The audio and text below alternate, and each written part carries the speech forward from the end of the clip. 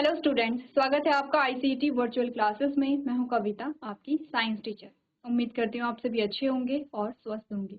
Class continue करेंगे अपना chapter जिसका नाम है न्यूट्रिशन इन प्लांट्स, यानी कि पादपों में पोषण। इसमें हमारा जो टॉपिक चल रहा था, हम बात कर रहे थे यहाँ पर फोटोसिंथेसिस के बारे में, यानी कि प्रकाश संश्लेषण के बारे में, जिसके बारे में ऑलमोस्ट आपने सारी चीजें पढ़ ली हैं। ठीक है, एक बार रिवाइज करेंगे फोटोसिंथेसिस को, जो इम्पोर्टेंट जो इवेंट्स वहां पर होते हैं उसके बारे में बात करेंगे। देन नेक्स्ट हमारा टॉपिक होगा, उसे यहाँ पे स्टार्ट करेंगे। तो आइए स्टार्ट करते हैं। देखिए, अभी तक हमने चैप्टर में क्या क्या चीजें समझी हैं वो आप लोग एक बार देख लेंगे और उन्हें आप लोग रिवाइज करते रहेंगे। ठीक है, बात करते हैं यहाँ पर फोटोसिंथेसिस के बारे में। चलिए बात करते हैं यहाँ पर फोटोसिंथेसिस के बारे में। इंपॉर्टेंट चीजें क्या हैं, आपके पास 3 क्वेश्चन आएंगे। उन क्वेश्चन को सबसे पहले देखते हैं। सबसे पहला क्वेश्चन आपके पास आएगा, प्रकाश संश्लेषण क्या है? पहला क्वेश्चन आएगा। ठीक है, दूसरा,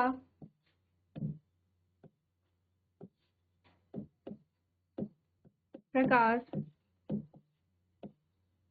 संश्लेषण के लिए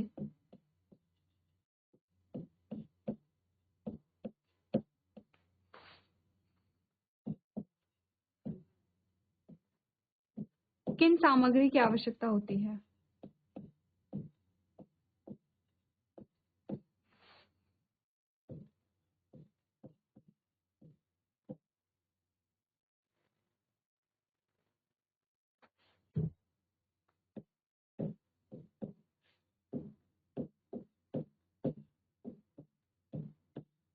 ठीक है, नेक्स्ट क्वेश्चन है,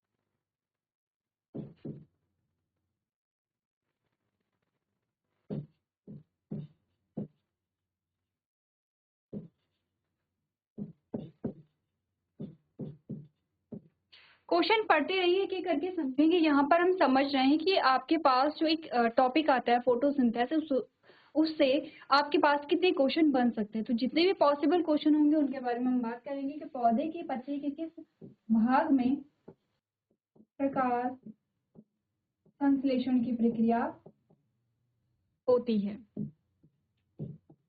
ठीक है, होती है। नेक्स्ट क्वेश्चन आपसे पूछा जा सकता है, टोमेटा या रंध्र क्या है? ठीक है, या फिर स्टोमेटा के कार्य बताइए। इसी में जो क्वेश्चन आ सकता है, रंध्र के कार्य बताइए।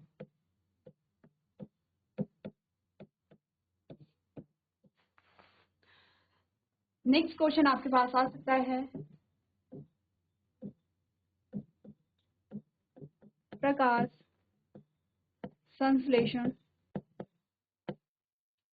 का क्या महत्व है?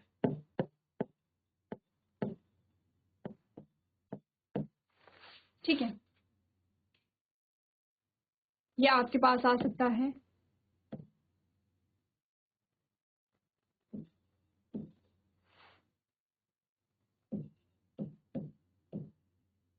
पौधे CO2 यानी कार्बन डाइऑक्साइड को किस प्रकार ग्रहण करते हैं या अवशोषित करते हैं? ठीक है, यह क्वेश्चन आ सकता है।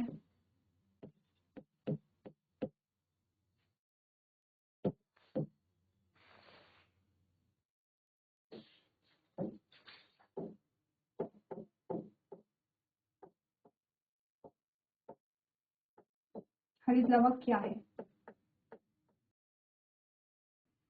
अभी इन क्वेश्चन को हम देख लेते हैं कि क्या क्या हमारे पास क्वेश्चन आते हैं। सबसे पहला क्वेश्चन जो हमारे पास आता है, हमने कहा यहाँ से स्टार्ट करते हैं कि प्रकाश संश्लेषण क्या है। सबसे पहले इस क्वेश्चन को देखते हैं, फोटोसिंथेसिस क्या है।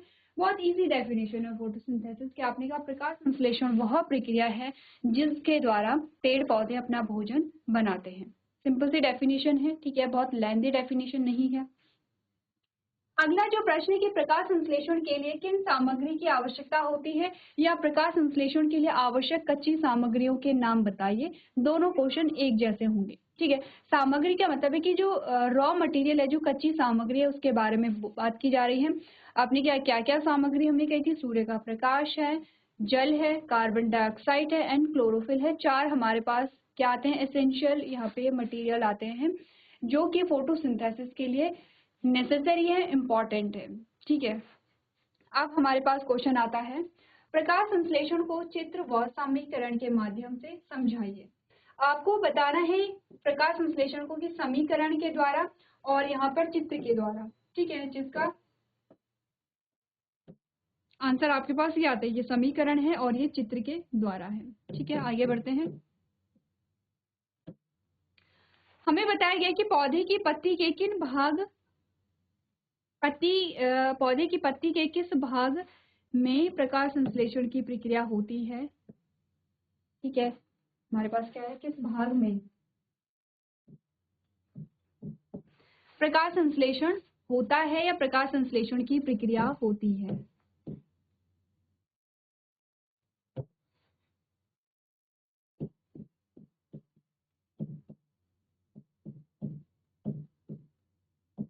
अब ध्यान से पढ़िए, मैंने क्वेश्चन आपसे ये नहीं पूछा है कि अगर मैं कहूं, अगर मैं यहाँ पर पत्ती को हटा दूं, ठीक है, पत्ती नहीं है, और अगर आप पढ़ेंगे कि पौधे के किस भाग में, अगर मैं इसको हटा दूं और आप कहेंगे कि पौधे के किस भाग में प्रकाश संश्लेषण की प्रक्रिया होती है, तो आपका आंसर आएगा कि पौधे की पत्ती में क्या होती है? यहाँ पे प्रकाश संश्लेषण की प्रक्रिया होती है। लेकिन अगर मैंने आपसे पूछा कि पौधे की पत्ती के किस भाग में प्रकाश संश्लेषण की प्रक्रिया होती है या फोटोसिंथेसिस की प्रोसेस होती है, तो आपका आंसर क्या आएगा? यहाँ पर इसका आंसर आप लोगों को नोट कर लेना है क्योंकि इम्पोर्टेंट है, ठीक है। हमने कहा पत्ती के जो मीजोफिल सेल होती हैं,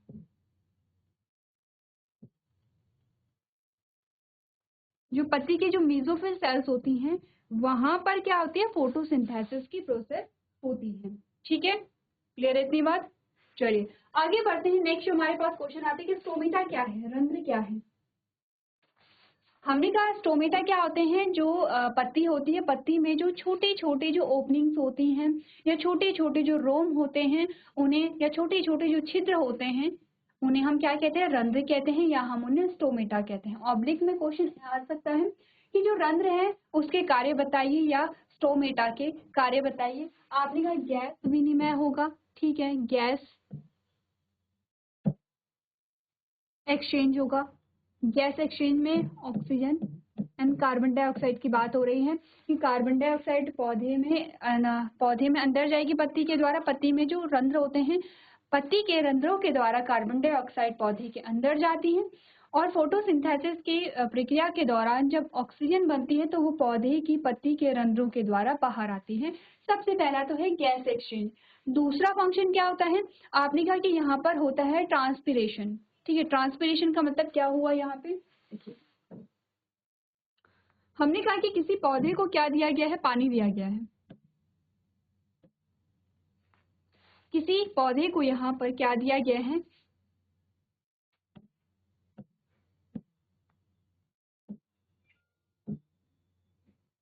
ये है पौधा, ये है पौधे की पत्ती, और आपने कहा यहाँ पर मिट्टी के साथ क्या होगा? यहाँ पे पानी होगा, ठीक है। अब जो पानी है वो जड़ में एंटर करेगा, जड़ के माध्यम से। आपने कहा यहाँ पे एक पाइप होता है जिसे जाइलम कहते हैं, और जाइलम के द्वारा कहाँ पहुंचता है? यहाँ पे पत्ती में पहुंचता है, ठीक है। पत्ती में कैसे पहुंचता है? आपने कहा एक ऐसा नहीं कि पूरी एक धारा चल रही है। पानी के जो मॉलिक्यूल्स हैं इस प्रकार से, जो मॉलिक्यूल हैं ये इस प्रकार से चलते हैं,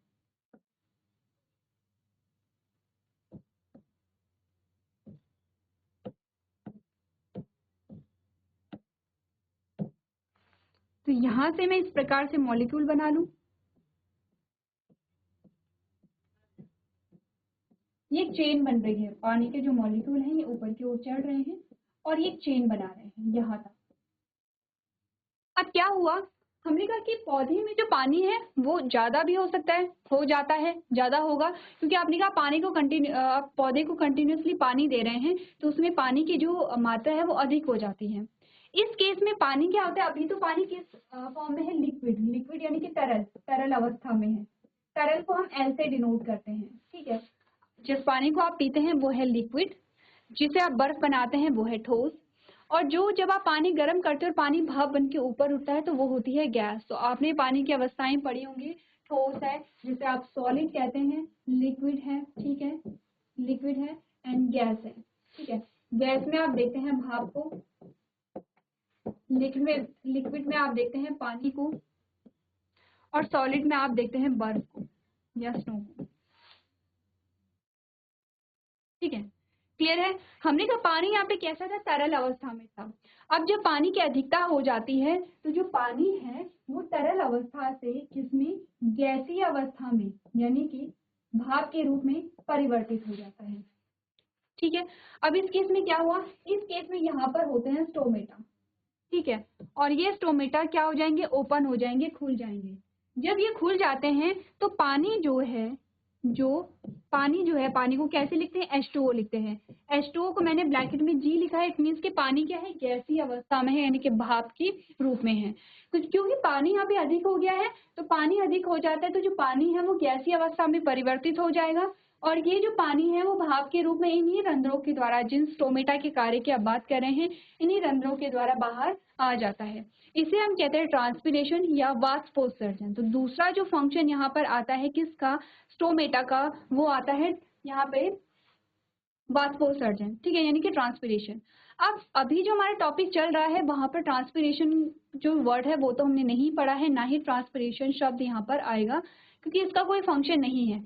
लेकिन अगर हम स्टोमेटा के फंक्शन की बात कर रहे हैं तो स्टोमेटा के आप सारे ही फंक्शन देखेंगे, ठीक है।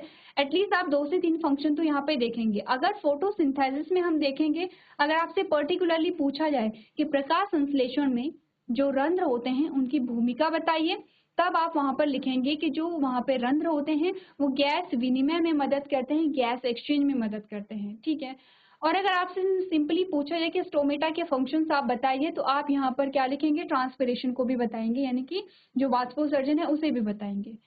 तो यहाँ पर क्या करना है, जितने भी पॉसिबल आपके टॉपिक हैं वो आपको यहाँ पे क्लियर करने। जैसे आप स्टोमेटा के बारे में बात अगर कर रहे हैं तो आप स्टोमेटा के बारे में ये भी देखेंगे कि गैस एक्सचेंज कैसे हो रही है, और आप ये भी देखेंगे कि यहाँ पर ट्रांसपिरेशन या वाष्पोत्सर्जन कैसे होता है, ठीक है। क्लियर है इतना, स्टोमेटा के फंक्शन आपने देख लिए हैं।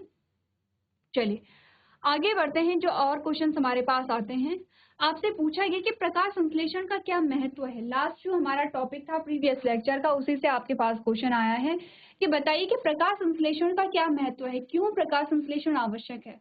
तो हमने कहा था प्रीवियस लेक्चर में सेम कि अगर हम कहें कि हमारी जो जीवन की मूलभूत आवश्यकताएं हैं, जो बेसिक रिक्वायरमेंट हैं, मूलभूत आवश्यकताएं उन्हें कहते हैं जिनके बिना हम जीवित नहीं रह सकते हैं। क्योंकि एक बार के लिए अगर हमारे पास घर नहीं है तो हम जंगलों में रह लेंगे, ठीक है। एक बार अगर कपड़े नहीं है तो हम क्या करेंगे, पेड़ों की छाल जो है उससे अपनी रक्षा कर लेंगे। लेकिन अगर हमारे पास ऑक्सीजन नहीं है तो हमारे पास कोई दूसरा विकल्प नहीं होता है, ठीक है। आपके पास कोई दूसरा ऑप्शन नहीं है ऑक्सीजन के लिए। तो हमने कहा कि ऑक्सीजन हमें चाहिए ही चाहिए, हम कुछ सेकंड भी ऑक्सीजन के बिना नहीं रह पाएंगे, जो कि हमें मिल रही है पौधे से। अब पौधे में ऑक्सीजन का निर्माण कैसे होता है, जब प्रकाश संश्लेषण होगा, और अगर पौधे में प्रकाश संश्लेषण नहीं हुआ तो ऑक्सीजन नहीं बनेगी। ऑक्सीजन नहीं बनेगी तो आपने कहा कि जो जितने भी जीव हैं वो यहाँ पे जीवित नहीं रह पाएंगे, वो सरवाइव नहीं कर पाएंगे। क्लियर इतनी बात, ठीक है। तो हमने कहा कि पृथ्वी पर जीवन को बनाए रखने के लिए जो प्रकाश संश्लेषण है वो अधिक आवश्यक है, अत्यधिक आवश्यक है, ठीक है। अगर प्रकाश संश्लेषण नहीं हुआ तो हमें ऑक्सीजन नहीं मिलेगी, हमें फूड नहीं मिलेगा, हमें वाटर भी नहीं मिलेगा। क्लियर है इतना कि क्या इंपॉर्टेंस होती है। तो एक लाइन में आप कह सकते हैं कि पृथ्वी पर जीवन की निरंतरता को बनाए रखने के लिए प्रकाश संश्लेषण आवश्यक है, क्योंकि आपको पौधों से ऑक्सीजन मिलती है, भोजन मिलता है, और जल भी। यहाँ पर आप क्या कहते हैं, जो वाटर साइकिल है उसका इंपॉर्टेंट पार्ट है प्लांट्स। क्लियर है इतना। अब आता है एक और क्वेश्चन हमारे पास कि बताइए हरित लवक, हरित लवक क्या है? जो क्लोरोफिल है या हरित लवक है, दोनों एक ही नाम है, ठीक है। क्लोरोफिल आप इंग्लिश में कहते हैं, हरित लवक आप हिंदी में कहते हैं। जो क्लोरोफिल या हरित लवक है वो क्या है? आपने कहा वो एक प्रकार का पिगमेंट है, एक प्रकार का वर्णक है, या सिंपली आप कह सकते हैं कि वो एक प्रकार का रंग है। वैसे तो जो क्लोरोफिल है वो एक प्रकार का केमिकल आप कह सकते हैं, लेकिन अगर आप इजी लैंग्वेज में कहें तो आपने कहा क्लोरोफिल एक प्रकार का रंग है जो पौधों में पाया जाता है। अगर इसी के साथ क्वेश्चन आए कि हरित लवक के क्या कार्य हैं, तो आप कहेंगे हरित लवक जो है वो सूर्य के प्रकाश को अवशोषित करने में क्या करेगा? मदद करता है। क्लियर है इतना। एक और क्वेश्चन हमारे पास आता है कि पौधे कार्बन डाइऑक्साइड को किस प्रकार ग्रहण करते हैं? तो यहाँ पर आता है जो स्टोमेटा के कार्य हैं वो यहाँ पर आते हैं, ठीक है। हमने क्या पढ़ा था स्टोमेटा के बारे में? जो स्टोमेटा है, जो रंध्र है, वो क्या करते हैं? यहाँ पर जो स्टोमेटा हैं वो क्या करेंगे? जब वो ओपन होते हैं तो बाहर जो कार्बन डाइऑक्साइड होती है उसे वो पौधे के अंदर यहाँ पर क्या करते हैं? अवशोषित करने में मदद करते हैं। तो आपने कहा कि जो कार्बन डाइऑक्साइड है वो पौधे में किस प्रकार से पौधे किस प्रकार से ग्रहण करते हैं? जब रंध्र या स्टोमेटा ओपन होते हैं तब कार्बन डाइऑक्साइड को ग्रहण यहाँ पर किया जाता है। सिर्फ इतने क्वेश्चन आपके नहीं बनते, ऐसे बहुत सारे क्वेश्चन बन सकते हैं। जैसे कि बताइए कि जो वहां पे जो कार्बन डाइऑक्साइड है, ठीक है, तो कार्बन डाइऑक्साइड का क्या फंक्शन है? या फिर आप ये थोड़ा हायर लेवल का क्वेश्चन हो गया है, अगर ये नहीं आया तो ये आ सकता है कि जितनी भी आपकी कच्ची सामग्री है वो पौधे में एकत्र कैसे हुई। जैसे कार्बन डाइऑक्साइड आपने पढ़ लिया है, सूर्य का प्रकाश हमने जब हरित लवक का कार्य हमने देखा था, और जल आ गया तो आपने कहा जल जो है वो जड़ों के द्वारा जाइलम में पहुंचता है, जाइलम से पौधे के हर भाग में पहुंच जाता है, ठीक है। इसके अलावा एक और इम्पोर्टेंट क्वेश्चन आपके पास आ सकता है जिसमें आपसे पूछा जा सकता है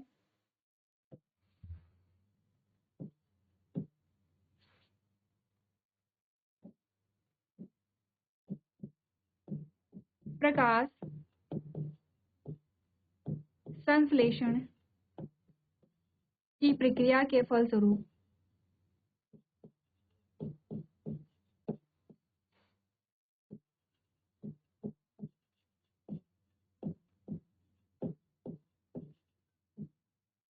क्या बनता है या किस चीज का निर्माण होता है?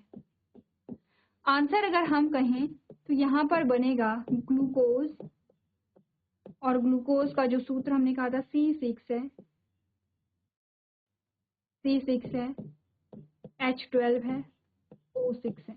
हमने कहा जब फोटोसिंथेसिस की प्रोसेस हुई, प्रकाश संश्लेषण की प्रक्रिया हुई, तो उसके फलस्वरूप क्या बना या किस चीज का निर्माण हुआ, या प्रकाश संश्लेषण की प्रक्रिया के द्वारा यहाँ पर क्या बनता है। लैंग्वेज आप कोई भी कहिए, क्वेश्चन आपका सेम है, आंसर आपका सेम होगा। आपने कहा यहाँ पे बनेगा ग्लूकोज, ग्लूकोज का निर्माण होता है जो है C6H12O6, इसके अलावा ऑक्सीजन भी बनती है, ठीक है। तो आपसे एक और क्वेश्चन पूछा जा सकता है कि जब यहाँ पर फोटोसिंथेसिस की प्रक्रिया के दौरान या प्रक्रिया के द्वारा, दौरान नहीं कहेंगे, द्वारा कहेंगे, तो हमने कहा इस प्रक्रिया के द्वारा जब ग्लूकोज और ऑक्सीजन का निर्माण होता है तो दोनों चीजों में जो पौधे के उपयोग करने के लिए जो चीज है, या पौधे किस चीज का उपयोग करता है, वो ग्लूकोज होगी या वो ऑक्सीजन होगा? आप जानते हैं वो ग्लूकोज होगा, क्योंकि ग्लूकोज क्या है? यहाँ पे पौधे का भोजन है, ठीक है। ऑक्सीजन क्या होती है? पौधे से बाहर निकल जाएगी, जिसका उपयोग हम क्या करते हैं? श्वसन या रेस्पिरेशन में करते हैं। एक और क्वेश्चन आपके पास आ सकता है कि जो पौधे होते हैं वो यहाँ पर उनमें जो ग्लूकोज होता है या उनका जो भोजन होता है वो किस रूप में संचित होता है? आपने कहा स्टार्च के रूप में होता है, बनेगा ग्लूकोज के रूप में और संचित होता है स्टार्च के रूप में। अब ग्लूकोज क्या है, स्टार्च क्या है, दोनों ही क्या है? कार्बोहाइड्रेट होते हैं। कार्बोहाइड्रेट जो कि आपने पढ़ा होगा जब हम बात करते हैं पोषक तत्वों के बारे में, न्यूट्रिएंट्स के बारे में आपने बात की है, और हमने कहा जो पोषक तत्व होते हैं वो क्या क्या होते हैं? आपने कहा कार्बोहाइड्रेट है, प्रोटीन है, फैट है, विटामिन है, मिनरल्स है, ये सारे पोषक तत्व होते हैं। उनमें से एक आता है कार्बोहाइड्रेट। अब कार्बोहाइड्रेट अलग अलग प्रकार का होता है। कुछ ऐसे कार्बोहाइड्रेट होते हैं जो बहुत सरल होते हैं, बहुत सिंपल होते हैं, कुछ ऐसे होते हैं जो जटिल होते हैं, कॉम्प्लेक्स होते हैं। जो सरल कार्बोहाइड्रेट होंगे वो जल्दी से वो हमें ऊर्जा दे देते हैं। जो कॉम्प्लेक्स कार्बोहाइड्रेट हैं वो हमें थोड़ा देरी से ऊर्जा देते हैं, ठीक है। अब ग्लूकोज हो गया है या स्टार्च हो गया है, दोनों ही कार्बोहाइड्रेट है। ग्लूकोज क्या है? सरल कार्बोहाइड्रेट है, और स्टार्च क्या है? आपका जटिल कार्बोहाइड्रेट है। क्लियर है इतनी बातें? एक बार आपको क्या करना है, सारे क्वेश्चंस पढ़ लेने हैं और आपको देखना है कि इनमें से कौन से क्वेश्चंस आपको आते हैं, ठीक है, कौन से क्वेश्चन आपको नहीं आते। जो क्वेश्चन नहीं आते जल्दी से आप उन्हें नोट करेंगे और पीछे अपने नोट्स में देखेंगे उस क्वेश्चन का आंसर और उसे अपनी कॉपी में नोट करेंगे। तो एक बार सारे क्वेश्चन को आप लोग एक बार रीड कर लेंगे।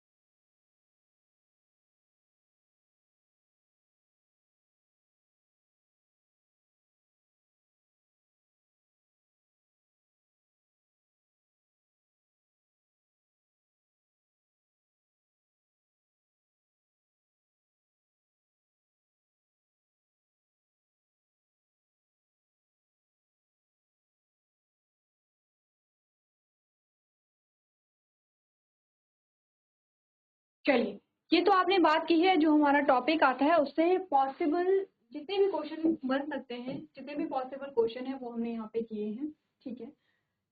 आगे नेक्स्ट जो हमारा टॉपिक है उसे स्टार्ट करेंगे और आपका जो टॉपिक है वो है लीफ पिगमेंट, यानी कि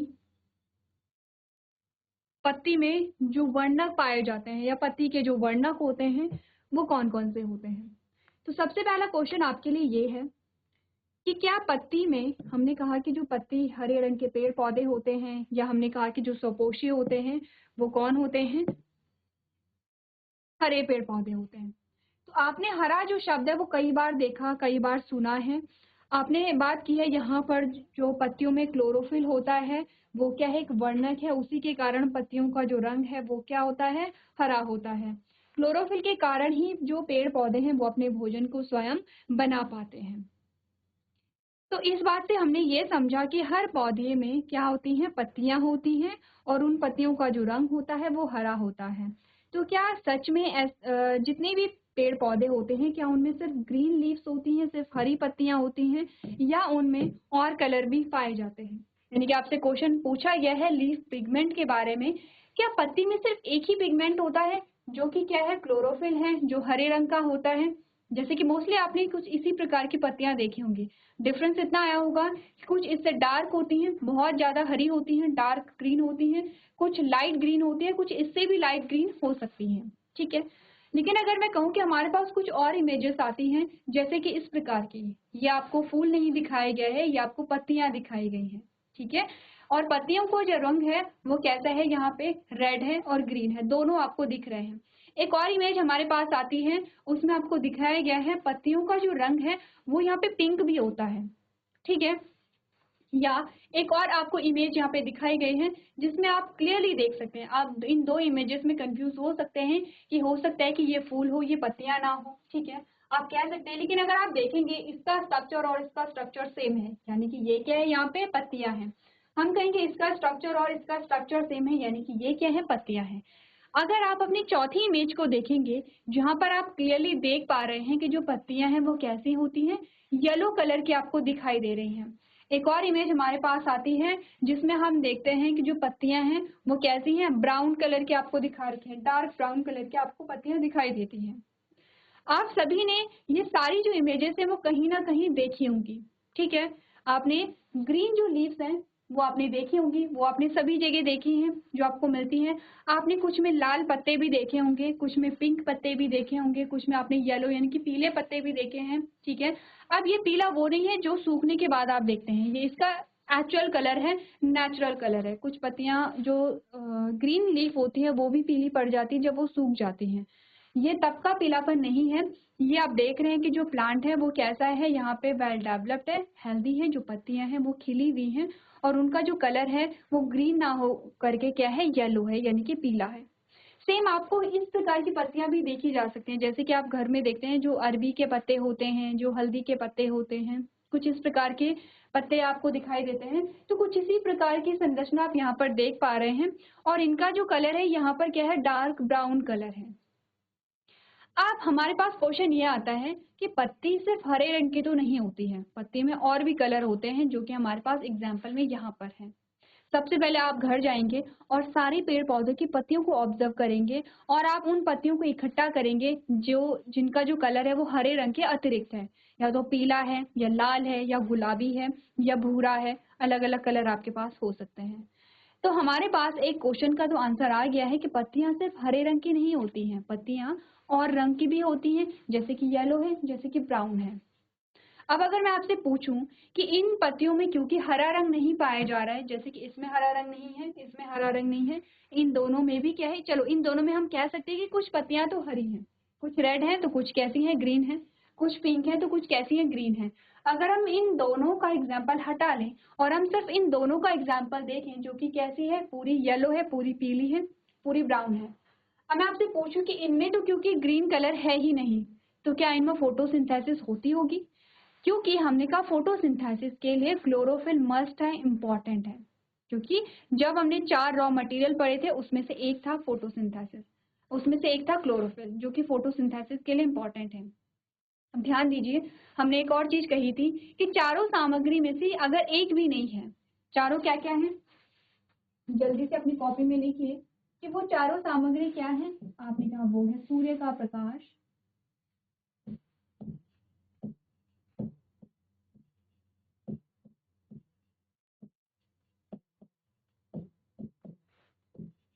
दूसरा है हरित लवक या क्लोरोफिल, तीसरा है कार्बन डाइऑक्साइड, चौथा है H2O, जल। ठीक है। अब इन चारों में से अगर एक भी चीज मिसिंग है तो फोटोसिंथेसिस नहीं होगी। सूर्य का प्रकाश नहीं है और ये तीनों चीजें हैं तब भी नहीं होगा, हरित लवक नहीं है और ये तीनों चीजें हैं तब भी नहीं होगा, कार्बन डाइऑक्साइड नहीं है और ये तीनों चीजें हैं तब भी नहीं होगा, और जल नहीं है, ये तीनों चीजें हैं तब भी नहीं होगा। फोटोसिंथेसिस तभी होगी जब चारों चीजें यहाँ पे प्रेजेंट होंगी। तो हमने कहा क्योंकि हरित लवक या जिसे आप क्या कह रहे हैं, क्लोरोफिल कह रहे हैं, क्योंकि हमने कहा क्लोरोफिल यहाँ पे क्या है, मस्ट है, इम्पॉर्टेंट है। तो इनमें क्या है, क्या फोटोसिंथेसिस की प्रोसेस नहीं होती होगी, और अगर इनमें फोटोसिंथेसिस की प्रोसेस नहीं है तो क्या ये स्वपोषी नहीं है? क्योंकि हमने तो ये कहा था कि जो पेड़ पौधे होते हैं वो कैसे होते हैं, स्वपोषी होते हैं। लेकिन हमने ये भी कहा था कि पेड़ पौधे में क्या होता है, हरित लवक होता है जो हरे रंग का होता है, और इसी की वजह से ये अपना भोजन स्वयं बना पाते हैं। तो क्वेश्चन ये आता है कि इस प्रकार के पौधे जिनकी पत्तियां हरे रंग की ना होकर के कुछ और रंग की होती हैं, क्या उनमें फोटोसिंथेसिस नहीं होती है? क्या वो परपोषी होते हैं? तो आपका आंसर है नहीं।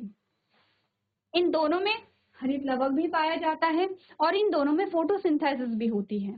ठीक है। तो आप सोचेंगे तो फिर इनका कलर ग्रीन क्यों नहीं है? इसलिए ऐसा इसलिए है कि जो लीफ पिगमेंट है, हमने कहा कि जो पत्ती के जो वर्णक हैं वो सिर्फ एक ही कलर नहीं होता है, सिर्फ ग्रीन कलर नहीं होता है, बहुत सारे कलर होते हैं यहाँ पर। ठीक है। अब हमने कहा कि पत्ती का जो रंग है वो उसी रंग का होगा जिस वर्णक की मात्रा सबसे अधिक होगी। फॉर एग्जाम्पल इसमें आपको दिखाई दे रहा है हरा रंग, इट मीन्स कि यहाँ पर जो क्लोरोफिल पिगमेंट है, जैसे क्लोरोफिल है वैसे ज़ैंथोफिल होता है। ठीक है। तो अलग अलग यहाँ पे क्या होते हैं, पिगमेंट होते हैं। जब आप हायर क्लासेस में जाएंगे तब आप देखेंगे कि यहाँ पे क्या है, पीला भी वर्णक है। ठीक है। यहाँ पर क्या अलग अलग वर्णक होते हैं, जैसे हरा है वैसे ही पीला भी है, वैसे आपको येलो भी दिखाई दे रहा है। तो अलग अलग यहाँ पे क्या होंगे, वर्णक होते हैं। पत्ती का जो रंग है वो उसी रंग का होगा जिस वर्णक की मात्रा सबसे अधिक होगी। जैसे इस पत्ती में हम कह सकते हैं कि क्लोरोफिल जो है, हरा रंग जो है वो सबसे ज्यादा है। इस पत्ती में हम कह सकते हैं कि जो भूरा रंग है वो सबसे ज्यादा है, और इस पत्ती में हम कह सकते हैं कि जो पीला रंग है वो सबसे ज्यादा है। सबसे ज्यादा का मतलब है कि यहाँ पर भी हरित लवक पाया जाएगा, लेकिन हरित लवक की मात्रा उतनी ज्यादा नहीं है जिससे कि इनकी जो पत्तियां वो हरे रंग की हो सकें। क्योंकि इनमें हरित लवक पाया जाता है, इनमें क्लोरोफिल प्रेजेंट होगा, तो इनमें फोटोसिंथेसिस भी होगी, और इनमें फोटोसिंथेसिस भी होगी। तो हमने कहा ये सारे क्या होंगे, यहाँ पे ऑटोट्रॉफ होंगे, यानी कि स्वपोषी होंगे। ठीक है। तो आपको आपका आंसर मिला होगा, नहीं मिला है तो एक बार ये स्टेटमेंट पढ़ेंगे। इस स्टेटमेंट में आपको क्या बोला गया है, photosynthesis in leaves of various colour. आपने कहा कि अलग अलग रंग के जो पत्तियां होती हैं उनमें जो प्रकाश संश्लेषण है वो कैसे होते हैं। आपने कहा इन ग्रीन प्लांट्स यानी कि हरे पौधों में chlorophyll absorb light energy from the sun to perform photosynthesis. आपने कहा हरे पेड़ पौधों में जो क्लोरोफिल है, जो हरित लवक है, वो सूर्य के प्रकाश को अवशोषित करता है जिससे कि प्रकाश संश्लेषण की प्रक्रिया हो सके। Beside some green colours plant like croton, maple है या colocasia etcetera have leaves that are red, brown, violet colour. ठीक है, आपने कहा कुछ ऐसे पौधे होते हैं जिनका रंग रेड यानी कि लाल हो सकता है, भूरा हो सकता है, वायलेट हो सकता है, येलो हो सकता है, अलग अलग रंग हो सकते हैं। These colors are present in large amount and makes the green color of chlorophyll in mass। आपने कहा कि यहाँ पर क्या होता है, these colors are present in large amount। ये जो कलर हैं ये पत्ती में अधिक मात्रा में रहते हैं जो कि हरित लवक है या फिर जो क्लोरोफिल है उसके रंग को दबा देते हैं यानी कि शो नहीं होने देते हैं। Thus, these leaves also perform photosynthesis and synthesis starch in them। आपने कहा इन पौधों में, इन पत्तियों में फोटोसिंथेसिस होता है क्योंकि क्लोरोफिल प्रेजेंट है। बस डिफरेंस इतना आया है क्योंकि लाल रंग अधिक मात्रा में है तो आपको लाल रंग की ही पत्तियां दिखाई दे रही हैं, उसमें हरित लवक भी है, क्लोरोफिल भी है, पर कम मात्रा में है इसीलिए वो हमें शो नहीं होता है। तो आपको ये चीज पहले पता नहीं रही होगी, ठीक है, आपने इतना ऑब्जर्व नहीं किया होगा अलग अलग रंग की पत्तियों को। अब जाके आप क्या करेंगे, अलग अलग रंग की जो पत्तियां हैं उन्हें ऑब्जर्व करेंगे। आपने आज जो नई चीज सीखी है वो ये है कि अलग अलग रंग की पत्तियां हो सकती हैं और उन सभी में क्या होता है, क्लोरोफिल भी होता है, लेकिन अलग अलग रंग की क्यों दिखाई देती है, क्योंकि जिस पिगमेंट या जिस वर्ण की मात्रा अधिक होगी आपको उसी रंग की पत्तियां वहां पर दिखाई देती हैं। क्लियर है इतना? एक बार स्टेटमेंट को देखिए, पढ़िए और अपनी कॉपी में नोट कीजिए।